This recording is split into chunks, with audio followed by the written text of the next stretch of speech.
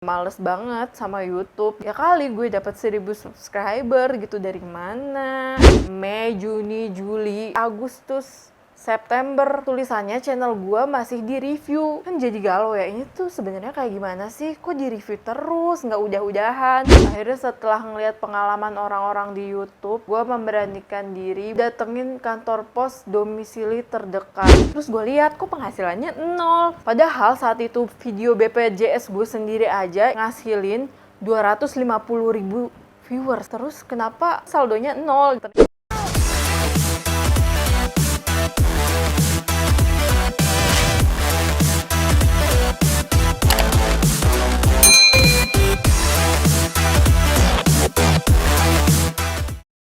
Hai guys, welcome back to my YouTube channel. Balik lagi sama gue Nuchan. Di video kali ini gue bakal nyeritain perjalanan panjang gue dapetin surat ini. Yang mana ini adalah PIN Google AdSense. Seperti yang kalian tahu, kalau nggak ada PIN ini, itu nggak bisa dibayar sama YouTube guys. Jadi begitu berartinya ini surat buat gue dan para YouTubers di luar sana. Oke, kita mulai flashback dari 2012. Jadi di 2012 gue itu pertama kalinya bikin channel YouTube. Gue tertarik bikin akun YouTube itu gara-gara pengen ya dokumentasiin aja video-video yang gue punya. Kan lumayan ya buat kenang-kenangan gitu. Jadi kalau mau ngeliat video-video yang lama tinggal lihat YouTube doang. Video pertama gue waktu itu video pelepasan gue SMA tahun 2009. Jadi gue anak SMA 57 Jakarta guys. Kalau ada yang sama kayak gue, kita alma mater. Isinya tuh parodi kisah kasih di sekolah gue sama mantan gue waktu itu. Karena kita waktu itu dapat nominasi Best Couple Angkatan buat BTS. Tapi sayangnya BTS-nya gak jadi karena ditipu. Awalnya tuh buat kenang-kenangan doang, di-upload lah video itu. Ya udah nggak ada yang nonton kan. Ya paling cuman gue sama teman-teman gue doang yang nonton. Setahun kemudian itu lagi boomingnya Harlem Shake.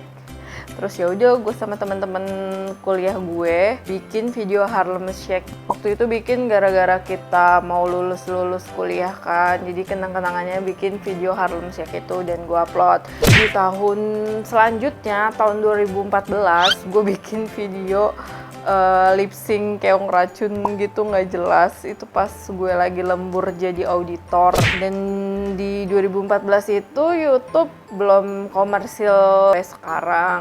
Sebagian orang upload video itu cuman kayak dokumentasi pribadi aja. 2015 gue nggak upload video apa-apa, 2016 juga. Nah di 2017 pas habis tahun baru, gue inget banget gue beli kamera mirrorless nih, dimana pada saat itu orang-orang udah banyak banget yang bikin vlog. Terus gue kayak pengen aja gitu beli mirrorless buat ngevlog. Akhirnya jadilah tuh vlog pertama gue. Ya udah upload. Yang nonton ya cuma teman-teman gue doang, yang gue paksa tontonnya gitu, subscribe.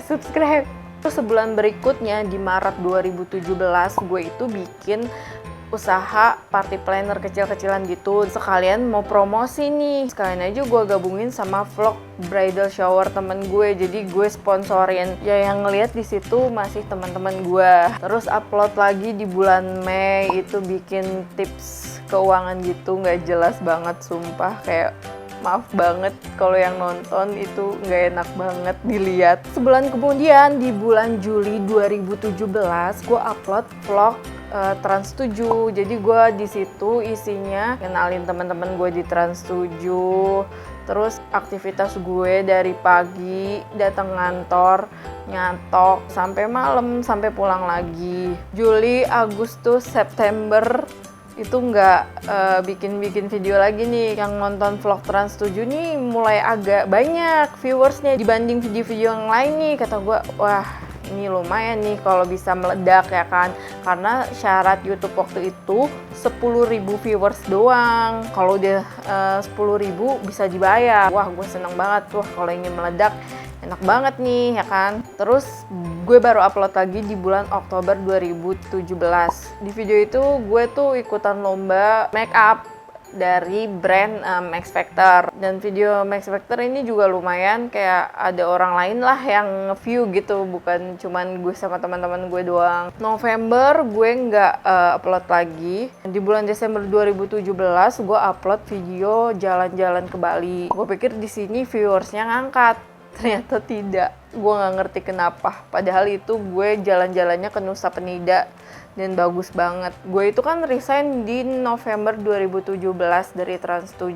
Gue harusnya kan setelah resign bisa fokus bikin video, tapi gue tuh males. Gue aja bikin vlog resign nggak gue edit-edit, lama banget. Akhirnya ganti tahun lah di 2018. Di awal tahun 2018 video vlog gue kerja di Trans 7 itu lumayan meledak karena waktu itu video gue kayak masuk rekomendasi di orang gitu.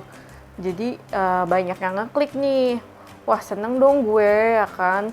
10.000 viewers sebentar lagi dapet lah. Itu viewersnya tuh kayak udah 8.000 gitu. Terus juga subscribernya ya masih 100-an. Wah, seneng lah. Yang tadinya subscribernya nggak ada, terus sekarang jadi ada. Tiba-tiba dengan berjalannya banyaknya viewers, nambah gitu aja subscribernya kan. Terus akhirnya udah mau 10.000 nih, waktu itu udah 9.000 berapa. Gue baru tahu kalau peraturan YouTube di 2018 itu berubah. Syaratnya kalau mau dibayar itu adalah pertama 1.000 subscriber dan 4.000 jam tayang. Kalian bayangin deh gimana caranya gue bukan siapa-siapa dapetin subscriber sebanyak itu.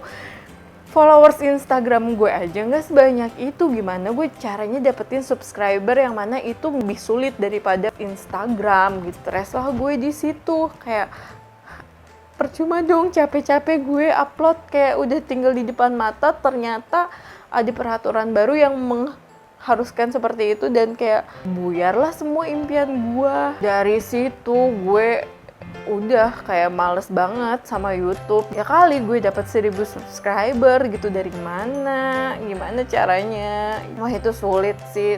Tapi gue udah terlanjur bikin vlog gue waktu itu resign dan temen-temen gue ngedesak, ayo mana videonya mana, mau lihat gitu.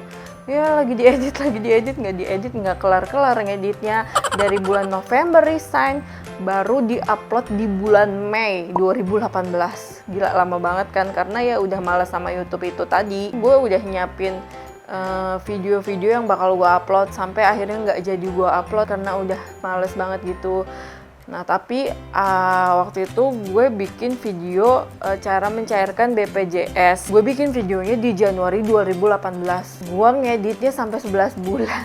Gue baru upload di bulan Desember 2018. Gila, dari Januari ke Desember jauh banget kan. Ya karena itu tadi, kayak udah males banget sama YouTube. Habis gue upload di bulan Desember, kok viewersnya kenceng banget. Oh my god, adakah secercah harapan untuk gue? Ganti tahun lah ke 2019.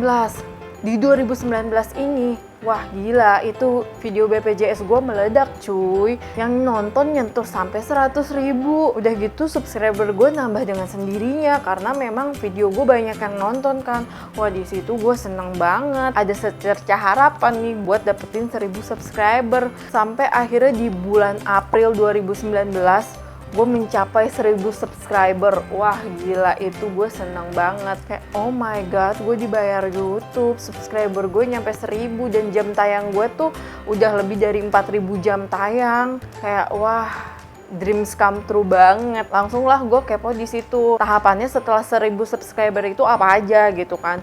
Terus banyak akun-akun yang ngebahas caranya monetisasi. Gue tontonin lah tuh YouTube orang-orang. Ya gue ngikutin caranya gimana-gimananya kan. Tapi masalahnya adalah setelah itu kan bulan April, Mei, Juni, Juli, Agustus, September, itu tulisannya channel gua masih di review. Kan jadi galau ya, ini tuh sebenarnya kayak gimana sih, kok di review terus nggak udah-udahan. Sampai akhirnya gue cari tahu monetisasi itu berapa lama, gini-gini gitu-gitu. Terus ada yang ngebahas kalau monetisasi itu lama karena memang diperiksa satu-satu gitu sama tim YouTube-nya. Jadi wajar aja kalau segitu lamanya. Ya udah, dari video BPJS itu terus 1000 subscriber dan dimonetisasinya lama banget, statusnya masih review doang. Ya gue nggak upload video lagi, kayak udah males gitu. Ini gimana sih, kayak bikin galau sumpah. Iya enggak gitu. Ini tuh sebenarnya dibayar apa enggak itu. Sampai akhirnya di bulan Oktober H-1 gue ulang tahun, gue dapat email balasan, katanya gue di approve sama YouTube. Jadi channel gue berhasil dimonetisasi. Ya Allah, itu yang namanya seneng banget, beneran kayak kado ulang tahun gue yang ke-28. Gila, seneng banget parah. Terus gue periksalah akun Google AdSense gue, karena kan yang berhubungan dengan duit di sini Google AdSense. Sebenarnya gue nggak terlalu ngerti kan sama Google AdSense. Ya udah, gue buka aja tuh. Terus gue lihat kok penghasilannya 0. Padahal saat itu video BPJS gue sendiri aja ngasilin 250.000 viewers. Terus kenapa saldonya 0? Ternyata uang kita itu baru dihitung kalau channel kita udah dimonetisasi. Ibarat kata viewers gua yang meledak sebelumnya itu dia nggak kehitung. Kalau di total mau video itu 300 ribuan viewers, ya udah belum dihitung gitu sama YouTube-nya. Terus kayak oh my god, cuma dong. Tapi ya udahlah gitu, yang penting udah dimonetisasi. Gue jadi ada semangat dikit gitu kan, walaupun di situ saldonya 0. Terus gue nggak pernah cek lagi, gue nggak pernah upload video sampai akhirnya di bulan Desember 2019 gue cek akun Google AdSense gue, dan di situ ada duitnya. Kaget lah gue. Wah, ini beneran ada duitnya, gue beneran dibayar YouTube cuy, gue beneran jadi YouTuber. Seneng banget gue, makin semangat kan. Wah, kata gue, ini gue harus bikin konten nih sekarang, karena ini beneran udah ada duitnya, udah nyata. Dan pada saat itu gue udah bisa nge-request pin Google AdSense, karena pendapatan gue itu udah lebih dari $10. Gue request di tanggal 27 Desember 2019. Di situ tulisannya 2-4 minggu itu surat bakal nyampe ke tangan kita. Tapi keadaannya waktu itu adalah lagi tahun baru. Gue mikir, kayaknya telat deh, soalnya kan orang-orang tahun baru banyak yang cuti. Yang gue tahu surat ini tuh dari Malaysia. Jadi kata gue, wah ini pasti lama deh. Udah gitu, di tahun baru 2020, kalian tahu Jakarta banjir. Ya udah, gue tunggu aja lah tuh sambil gue mantau revenue YouTube gue. Gue mulai upload lagi di Januari 2020, kayak mulai konsisten lah gitu, bikin video. Paling nggak sebulan tuh pasti ada lah 1 atau 2 video. Terus udah bulan Februari 2020 lagi, artinya udah 2 bulan. Gue mulai resah lah, ini surat nyasar kemana? Apa emang dari sananya yang lama atau salah alamat? Perasaan alamatnya udah bener, dan kayaknya alamatnya tuh bukan yang susah dicari. Akhirnya setelah ngeliat pengalaman orang-orang di YouTube, gue memberanikan diri datengin kantor pos domisili terdekat. Kan gue domisilinya Jakarta Barat. Gue search di Google, ternyata kantor pos yang paling gede itu di Jalan Dan Mogot. Mungkin kalau surat dari luar negeri pasti ke kantor pos yang paling gede dulu kan, baru disebar-sebarin. Gue dateng tuh waktu itu udah jam 2:30. Terus gue bilang sama mbak-mbaknya kalau gue mau nyari surat dari Google AdSense, dan mbak-mbak customer service-nya tuh udah ngerti. Jadi gue kan nggak perlu ngejelasin lagi. Permasalahannya adalah itu bentuknya postcard, jadi nggak bisa di-track di mana suratnya. Makanya waktu itu mbak-mbaknya nyuruh fotokopi KTP gue sama ninggalin nomor telepon. Dia itu harus nyari manual karena nggak bisa di-track tadi itu. Udah, gue di situ belum dapetin jawaban. Dia bilang nanti bakal dikabarin ada atau nggak adanya si surat itu. Dia pulang dengan keadaan nggak dapet informasi apa-apa. Terus karena nggak dapet kabar, seminggu kemudian gue datengin lagi itu kantor pos. CS yang nanganin ini bapak-bapak. Gue jelasin lah kalau gue udah pernah kesini seminggu yang lalu, dan dia juga udah paham sama si surat Google AdSense ini. Terus dia justru ngasih nomor WA-nya ke gue. Dia bilang nih tinggal WA aja nanti, jadi nggak usah capek-capek ke kantor pos lagi. Wah, itu sumpah baik banget bapak-bapaknya, sampai kayak mempermudah jalan gue gitu kan. Terus gue bilang nanti seminggu lagi saya WhatsApp buat nanyain perkembangannya ada atau enggak suratnya. Seminggu kemudian itu udah mau akhir Februari, gue WhatsApp lah si bapak-bapaknya nanyain gimana Pak, ada atau enggak. Dia bilang nggak ada, dia sampai ngirimin foto surat-surat yang bakal diantar ke alamat sekitar rumah gue itu. Ya udah, karena udah bingung banget, akhirnya gue memutuskan buat request PIN yang kedua di pertengahan Maret. Di pertengahan Maret itu corona makin parah kan, sampai pemerintah nerapin social distancing. Ini makin susah dong. Malaysianya aja udah lockdown kan. Kata gue gimana nasib surat gue. Sementara di Google AdSense gue udah ada notif dalam waktu kurang dari 1 bulan kalau nggak ada konfirmasi si PIN itu, pembayaran gue bakal ditangguhkan. Terus gue lihat YouTube orang tentang pengalamannya dia dapetin PIN itu gimana, dan ternyata ada yang ngebahas kalau PIN kita nggak datang-datang juga, kita bisa konfirmasi cukup dengan KTP atau SIM atau identitas yang lainnya. Gue sedikit agak tenang lah kalau misalnya ini nggak datang-datang, nanti pakai cara itu aja. Tapi syaratnya kita itu harus 4 kali minta, sementara gue saat itu baru 2 kali kan. Akhirnya di akhir Maret, di tanggal 30 Maret 2020, gue request PIN yang ketiga. Sementara akhir Maret itu corona makin menjadi-jadi di Indonesia. Jadi kata gue, gimana surat gue bisa nyampe? Kata gue ya udahlah, pasrah aja nunggu. Dan sampai pada akhirnya kemarin tanggal 16 April 2020, ini suratnya nyampe guys, nyampe. Ya Allah, sumpah seneng banget. Nggak ngerti lagi, kayak ya walaupun gue tahu ada cara lain gitu, tapi kayak kayak ada filter sendiri aja kalau udah nerima surat ini gitu. Kayak bener-bener, oh gue tuh udah dibayar YouTube, gue tuh udah YouTuber gitu ya.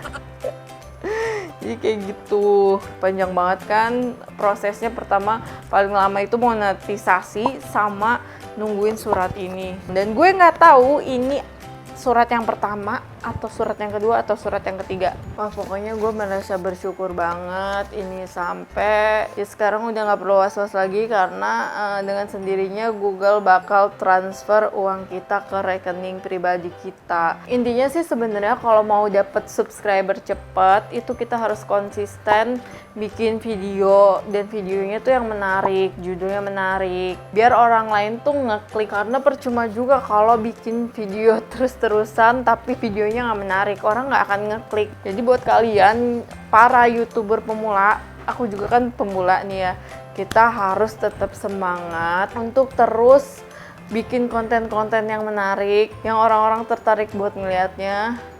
Dan yang pasti harus konsisten. Oke, sekian cerita-cerita gue tentang pengalaman panjang mendapatkan uang dari YouTube.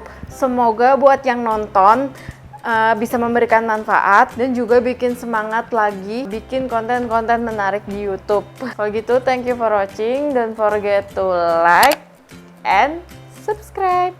Bye-bye.